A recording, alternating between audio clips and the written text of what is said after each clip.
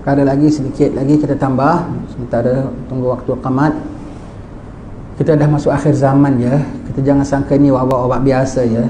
Kalau sampai sembahyang kita dah sampai 2 kali hari raya, 2 kali tarawih, tak boleh rapat saf, nak salaman pun kita takut. Ini nampaknya wabaknya bukan hanya menjejas kesihatan, menjejas amalan pun ya, menjejas ketakwaan kita kepada Allah Ta'ala. Datangnya Covid, pertama saf kita dah renggang, kemudian salaman kita dah tak dapat, kemudian kuliah kita terjejas, jemaah kita terjejas, ukhuwah kita pun dah mula terjejas. Lantaran Covid sekarang orang takutnya apa? Takut orang komplain ya. Takut orang komplain, ada acara sikit, ada daya sikit, orang komplain. Kadang-kadang orang boleh sampai hati komplain. Apa memang kita pun satu juga, kadang kita tak ikut peraturan. Kemudian orang pun komplain apa semua begitu. Dah jadi kurang simpati antara masyarakat semua. Menjejas sampai ekonomi, menjejas hubungan antara rakyat dengan pemerintah. Hati-hati tuan-tuan sekalian. Betul cakap Nabi mengatakan akhir zaman fitnahnya semakin gelap. Dan kita dah masuk dalam eranya ya. Kita dah masuk eranya ya. Orang-orang jahat dah mula serang Masjidil Aqsa. Bukan Masjidil Aqsa saja, satu dunia masjid dah terserang lah. Satu dunia masjid dah diserang lah. Satu dunia masjid dah diserang ya. Jangan sangka kita punya perkara kita yang kita alami ni tak ada hubung kaitnya. Ada hubung kaitnya. Ada hubung kaitnya dengan segala huru-hara akhir zaman. Mereka bukan setakat menghalang orang masuk Masjidil Aqsa, bahkan satu dunia manusia dah tak dapat sembahyang sebagaimana macam dahulu lagi. Masjid-masjid kita dah berjaya dikosongkan pun pernah, disepikan pun pernah, disayupkan pun pernah ya. Maka dah sampai begitu, apalagi Masjidil Aqsa, mudah saja dia buatnya. Begitu tuan-tuan sekalian, waspada senantiasa. Kita dah akhir zaman. Ingat, Dajjal datang tu sebagai penipu ya. Dia tidak datang dengan keluar semua tengok handphone. Buka handphone, saya kasih buka handphone sekarang, tekan perkataan Dajjal, search Dajjal, kemudian taruh image dia, gambar dia, tengok gambar apa keluar. Cuba buka, siapa yang ada handphone buka. Datanglah tak nak buka handphone, selalu tengah kuliah pun buka handphone. Baik ya. Cuba search Dajjal, cari internet,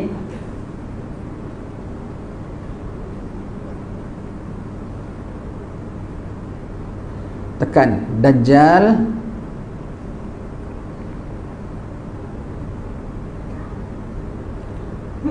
tekan image, gambar, tengok mukanya. Seramnya, matanya satu, giginya menyeringai gitu, menakutkan. Dia tak kayak gitulah. Kalau kayak gitu orang tak suka, orang pun tak nak ikut. Dia keluar bukan kayak monster dengan matanya satu terpelohong begitu tengok orang. Bukan, dia keluar walau matanya satu sekalipun, sehandsome orang, semenawan-nawannya, serupawan-rupawannya. Kalau ada artis yang begitu menawan, dia lebih menawan lagi. Patah Amin pun kalah. Kalau ada satu ahli politik yang boleh berpengaruh dengan orang, dia lebih hebat lagi. Kalau ada ahli ekonomi, dia lagi hebat lagi. Jangan bimbang tuan-tuan sekalian. Kita tengok orang dalam kesusahan, kita boleh bangunkan kilang di sana, kita boleh buka gudang di sini, kita boleh jadikan progres ini lebih kurang dalam perangkaan kami. Tengok, kita dah catat. Ini bukan cakap saja, dah berlaku di negeri sekian, kami dah berapa banyak jaya. Kami akan terapkan negeri anda. Sudah lama anda sengsara. Dalam tempoh 3 bulan akan datang, anda tengok kilang ini akan naik. Dalam tempoh 6 bulan, kemiskinan dapat dibasmikan. Dalam tempoh setahun setengah, semua orang gaji paling kecil sekali, setiap orang 5,500. Amboi, palsu, dusta belaka.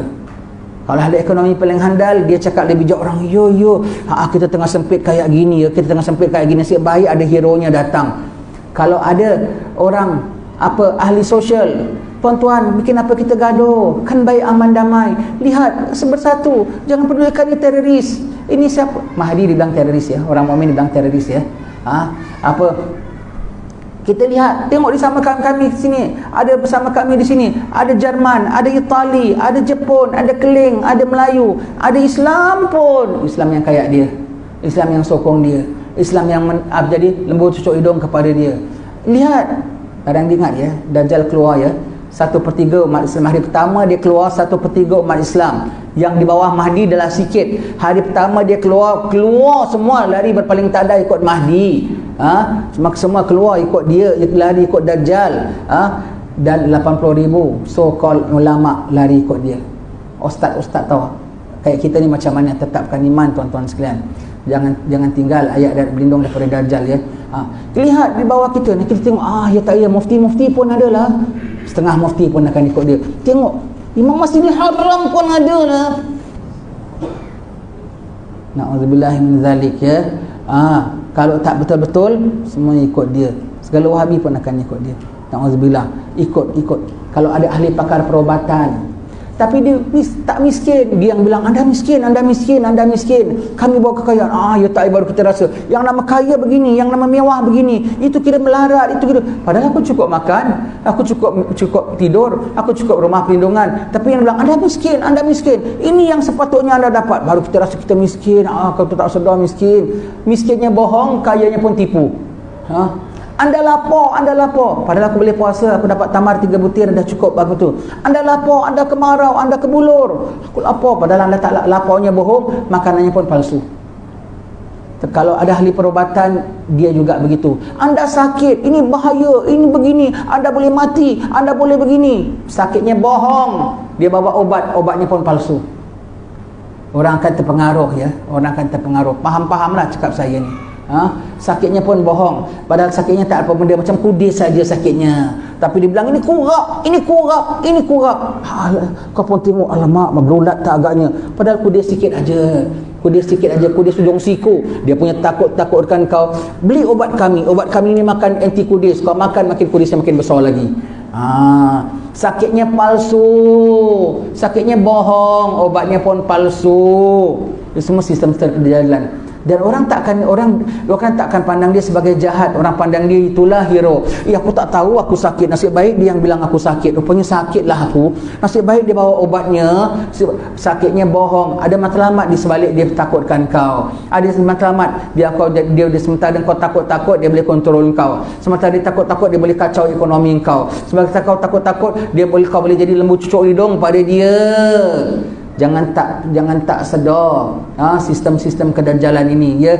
Semua dia tu, dia datang sampai nanti orang bilang dialah penyelamat, dialah hero, dialah penasihat, dialah yang patut, sampai nanti last orang bilang dia nabi, last orang bilang dialah Tuhan. Naudzubillah min zalik ya.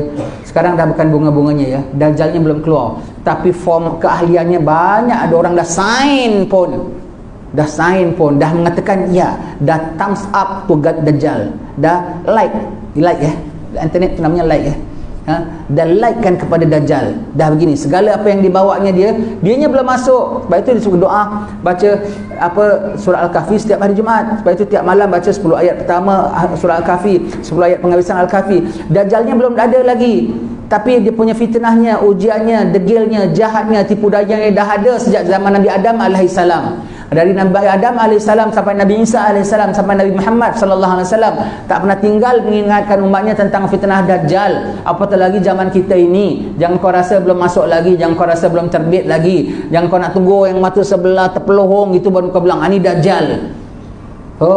Tidak. Dan semua akan rasakan, kami dengan ikut dia kami lebih Islamik lah, dengan ikut dia kita lebih sosial lebih baik lah, dengan ikut dia kita lebih bagus lah, dengan ikut dia semua akan rasa begitu. Dan cuba kau nasihatkan, tak akan mau terima. Ini sempit punya pikiran, ini tak betul, ini sudah suudzon, ini sudah tak bagus.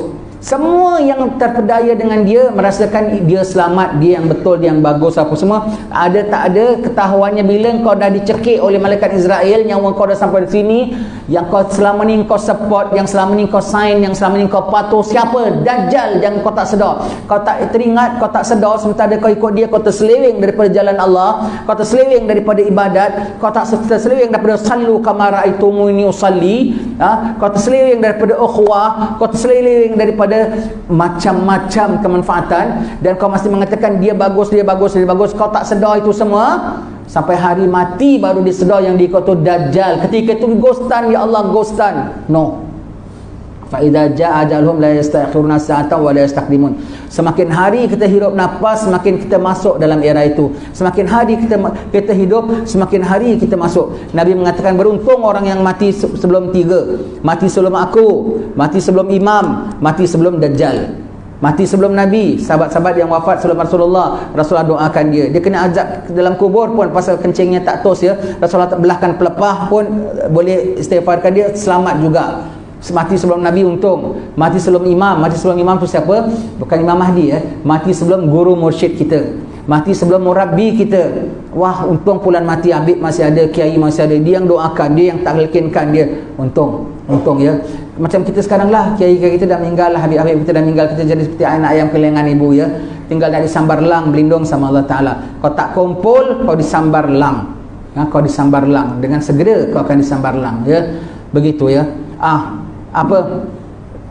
Kumpul, kita semua begitu ya. Dan mati sebelum Dajjal. Jadi yang mati-mati sekarang ni semua beruntung. Semua beruntung. Mati tuan-tuan dia nak. Seram pula ya. Allah, begitu ya. Begitu. Ini naik kapal bahtera Ahlul Bait, bahtera orang-orang yang selamat. Join the group. Begitu kau sekali kau berlaku maksiat, begitu kau terjauh daripada Allah, syaitan akan masuk. Nak tinggal maksiat susah. Dah buat maksiat, nak tinggalkan lagi susah. Nak hadir kuliah payah. Begitu kau tinggalkan kuliah, kau nak masuk balik semula lagi payah. Kalau dulu nak hadir kuliah kau kena payah 10 kali payah. Kau ponting satu, kau nak masuk balik kau kena 100 kali payah. Sebab syaitan terus menderu masuk menghalangi kau. Begitu kau keluar daripada kapal keselamatan ini, kau jatuh saja, terus dalam kapal kau nampak tahu ini bahaya, ini bahaya, ini bahaya. Begitu kau jatuh daripada kapal keselamatan ini saja, kau rasa orang apa-apa lah, selesa, sedap lagi, airnya nyaman lagi. Nyaman, kau tak tahu yang hanyut berapa banyak, yang karam berapa banyak.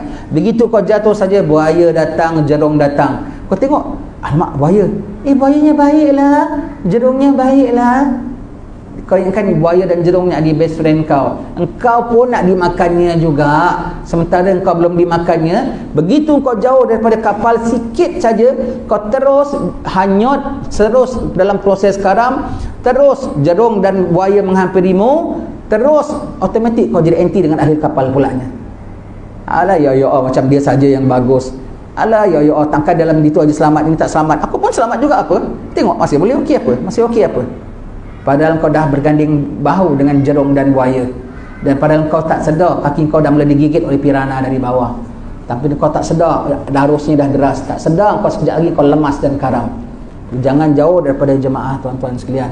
Jangan jauh daripada golongan orang-orang salihin pada musim-musim begini, zaman fitnah begini. Kita disuruh tangguh kuliah, ya tangguh. Tapi apa yang kita boleh buat, rebut dia rebut. Jangan timbulkan fitnah pada zaman gini.